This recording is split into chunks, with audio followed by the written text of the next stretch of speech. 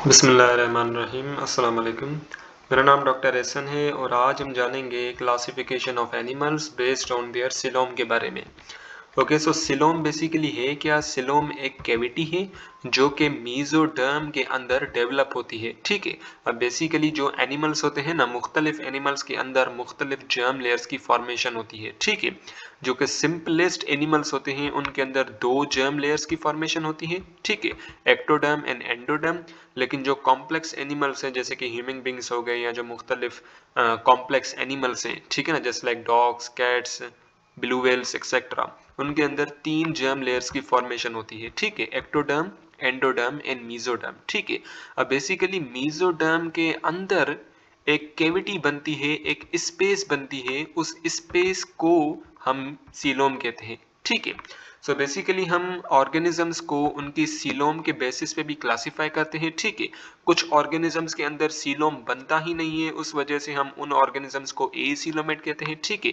यानी कि उनके अंदर मीजोडर्म के अंदर कोई भी सीलोम जो है ना वो नहीं बनती। ठीक है। और जो कुछ एनिमल्स हैं उनके अंदर पार्शियली सीलोम की फॉर्मेशन होती है, उस वजह से हम उनको सूडोसीलोम कहते हैं। लेकिन कुछ ऑर्गेनिजम्स के अंदर कंप्लीटली सीलोम की फॉर्मेशन होती है, कंप्लीट स्पेस की फॉर्मेशन होती है मीजोडर्म के अंदर, सो उसे बेसिकली हम सीलोमेट्स कहते हैं। ठीक है। अब इसे हम आसान अल्फाज में समझते हैं।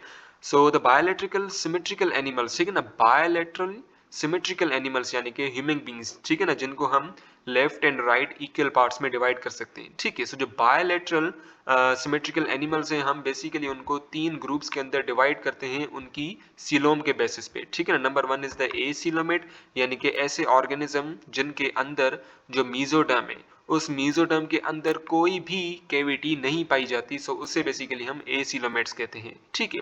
So the simplest animal just like flatworm lack any internal space or coelom between their body wall and their gut। ठीक है ना। गट बेसिकली क्या है? ये गैस्ट्रो इंटेस्टिनल ट्रैक है। अब बेसिकली इसको मैं ऐसे समझाऊं, सो ये जो गट है ना ये स्टार्ट होता है हमारे माउथ से, हमारे फेरिंक्स से। ठीक है ना। फिर ये यूं स्टमक बनाता है, स्टमक के बाद बेसिकली यूं इंटेस्टाइन बनाता है, स्मॉल इंटेस्टाइन, फिर यूं लार्ज इंटेस्टाइन, फिर रेक्टम और फिर फाइनली एनस बनाता है। ठीक है। सो बेसिकली ये पूरा का पूरा क्या है? This is the gut. ठीक है ना। ये बेसिकली एक ट्यूब ही है जो कि हमारे फेरिंग से स्टार्ट होता है और हमारे एनस पे जाके खत्म होता है। ठीक है। सो इसे बेसिकली हम गट कहते हैं। सो इन ऑर्गेनिजम्स के अंदर इनका जो गट है, गट और जो बॉडी वॉल है, उस बॉडी वॉल के बीच में कोई भी स्पेस मौजूद नहीं होती। ठीक है ना। सो बेसिकली जो बॉडी वॉल और जो गट है इसके बीच में जो स्पेस होती है ना, उस स्पेस को बेसिकली हम सीलोम कहते हैं। ठीक है। अब ये चीज भी आपने जहन में रखनी है कि ये जो गट है ना, पूरा का पूरा गट, ये डेवलप होता है एंडोडर्म से। ठीक है ना। ये कहाँ से डेवलप होता है? ये बेसिकली एंडोडर्म से डेवलप होता है। और जो बॉडी वॉल है आपकी, जो आउटर की जो बॉडी वॉल है ना, वो बेसिकली डेवलप होती है एक्टोडर्म से। ठीक है। सो बेसिकली एक्टोडर्म और एंडोडर्म, इन दोनों के बीच में मीजोडर्म। ठीक है ना। और इस मीजोडर्म के अंदर सीलोम की फॉर्मेशन होती है। ठीक है ना, सीलोमेट्स के अंदर। सो इसे इस डायग्राम से समझ लेते हैं। Okay, so this is the acoelomate. ठीक है ना। अब यहाँ पे बेसिकली जो आप ब्लू से देख रहे हो दिस इज द एक्टोडर्म। ठीक है ना। ये जो आप ग्रीन से देख रहे हो दिस इज द मीजोडर्म। और ये जो आप रेड से देख रहे हो दिस इज द एंडोडर्म। ठीक है ना। सो बेसिकली यहाँ पे आप देख सकते हो कि इस ग्रीन वाला, ये जो ग्रीन वाला पोर्शन है इसके अंदर कोई भी सीलोम की फॉर्मेशन नहीं हुई। ठीक है ना। लेकिन अगर मैं बात करूं यहाँ यू सीलोमेट्स की, यहाँ बेसिकली सीलोमेट्स की, तो इस सीलोमेट के अंदर जो मीजोडर्म है, जो ग्रीन वाला पार्ट, इस मीजोडर्म के अंदर ये कैविटी डेवलप हुई है। इस कैविटी को बेसिकली हम कह रहे हैं सीलोम। ठीक है ना। इस कैविटी को, इस स्पेस को बेसिकली हम सीलोम कहते हैं। और ये जो सीलोम है ना ये मीजोडर्म के अंदर डेवलप हुई है। ठीक है। अच्छा, फर्क क्या होता है सीलोमेट्स में और सूडोसीलोमेट्स में?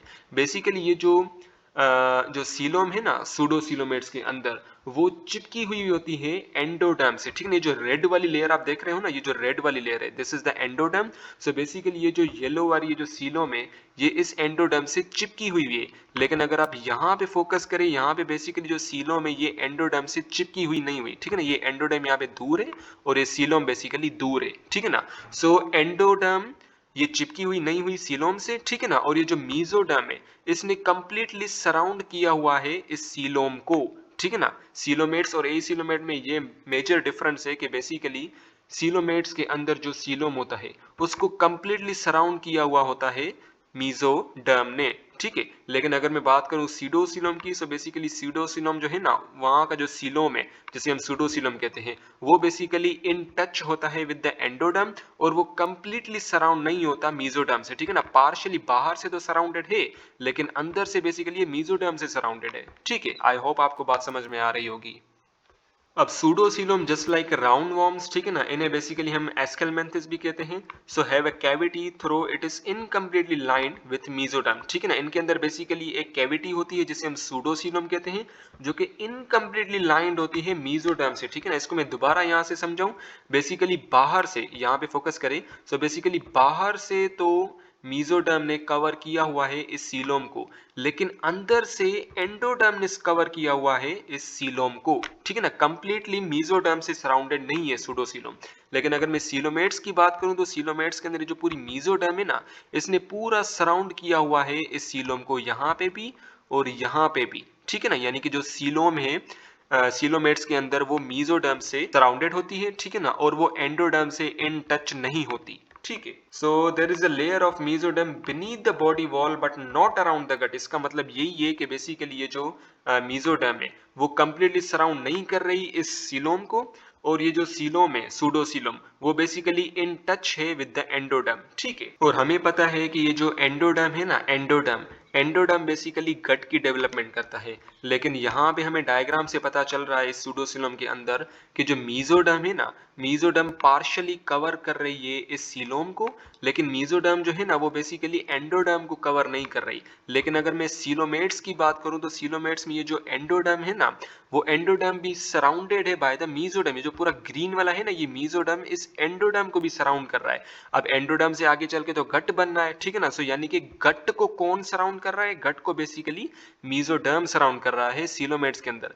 लेकिन सूडोसिलोमेट्स के अंदर गट को सराउंड जो है ना, वो मीजोडर्म नहीं करता, ठीक है। अब अगर मैं बात करूं सीलोमेट्स की, so coelomates animals from annelids to chordates, ठीक है ना। एनालिड्स से लेके कॉर्डेट्स तक जितने भी एनिमल्स हैं ना, वो क्या होते हैं? वो बेसिकली सीलोमेट्स होते हैं, ठीक है ना। यानी कि जब एम्ब्रियोलॉजिकली वो डेवलप हो रहे होते हैं, जब स्पर्म और एग जब आपस में फ्यूज होते हैं, जायगोट की फॉर्मेशन होती है, फिर जायगोट एम्ब्रियो में कन्वर्ट होता है, फिर उस एम्ब्रियो के अंदर जो मीजोडर्म है, उस मीजोडर्म के अंदर बेसिकली सीलोम की फॉर्मेशन होती है, ठीक है। अब ये सीलोम क्या है? ये एक ट्रू बॉडी कैविटी है, ठीक है ना।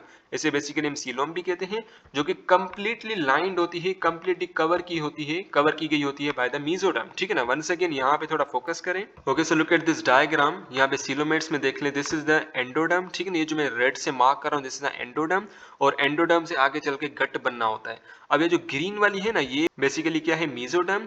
और ये क्या कर रही है? कंप्लीटली इस एंडोडर्म को भी सराउंड कर रही है। यानी कि गट को कौन सराउंड कर रहा है? गट को बेसिकली मीजोडर्म सराउंड कर रही है, क्योंकि एंडोडर्म से आगे चल के तो गट बनना है, ठीक है ना। सो गट को कौन सराउंड कर रहा है? गट को बेसिकली मीजोडर्म सराउंड कर रही है, okay. So the coelomates are either protostomes और ड्यूटेस्टोम, ठीक है ना। अब बेसिकली सीलोम को हम सीलोमेट्स को हम दो मुख्तलिफ कैटेगरीज के अंदर डिवाइड करते हैं। Number one is the protostomes and number second is the deuterostomes. अब बेसिकली क्या होता है कि एम्ब्रियोलॉजिकली हमें पता है कि जब स्पर्म और ओवम जब आपस में मिलते हैं तो जायगोट बनते हैं, ठीक है ना। जायगोट आगे चल के मोरुला में कन्वर्ट होता है, ठीक है। सो बेसिकली जायगोट के अंदर जितने भी सेल्स है ना, यानी कि दो सेल्स है, अब बेसिकली उन सेल्स की कंटिन्यूअसली माइटोटिक डिवीजन होती है, ठीक है ना। फिर जायगोट जो है वो अल्टीमेटली मोरुला के अंदर कन्वर्ट हो जाता है, ठीक है।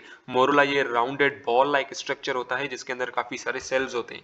अब ये जो मोरुला है ना, मोरुला कन्वर्ट हो जाता है ब्लास्टुला के अंदर, ठीक है ना। मोरुला किसके अंदर कन्वर्ट हो जाता है? ब्लास्टुला के अंदर। अब ये जो ब्लास्टुला है ना, ब्लास्टुला कन्वर्ट हो जाता है गैस्ट्रुला के अंदर, ठीक है ना। ब्लास्टुला कन्वर्ट हो जाता है गैस्ट्रुला के अंदर, और गैस्ट्रुला के अंदर बेसिकली एक सुराख होता है, एक पोर होता है, जिसे हम कहते हैं ब्लास्टोपोर, ठीक है ना, जिसे बेसिकली हम कहते हैं ब्लास्टोपोर, ठीक है ना। सो गैस्ट्रुला के अंदर ब्लास्टोपोर होता है, और इस ब्लास्टोपोर से आगे चल के या तो माउथ डेवलप होता है या तो एनस डेवलप होता है, ठीक है। वंस अगेन स्पर्म और ओवम आपस में मिले, जायगोट बना। जायगोट के अंदर जो सेल्स हैं, दो सेल्स हैं, वो कंटिन्यूअसली माइटोटिकली वो डिवीजन कर रहे हैं, ठीक है ना। फिर अल्टीमेटली जायगोट से बना मोरुला, ठीक है ना। फिर ये मोरुला कन्वर्ट हो जाएगा ब्लास्टुला के अंदर, और ये ब्लास्टुला कन्वर्ट हो जाएगा गैस्ट्रुला के अंदर, और इस गैस्ट्रुला के अंदर एक ओपनिंग होती है, एक सुराख होता है, उस सुराख को हम कहते हैं ब्लास्टोपोर।